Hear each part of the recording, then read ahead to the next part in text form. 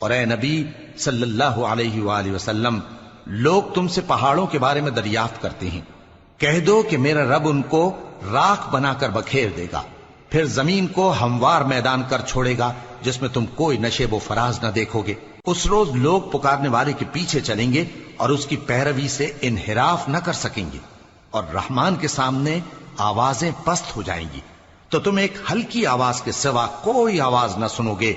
उस रोज किसी की सिफारिश कुछ फायदा न देगी मगर उस शख्स की जिसे रहमान इजाजत दे और उसकी बात को पसंद फरमाए।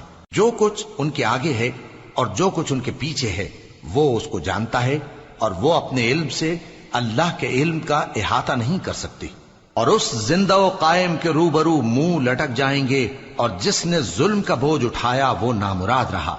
और जो नेक काम करेगा और मोमिन भी होगा तो उसको न जुल्म का खौफ होगा और न नुकसान का।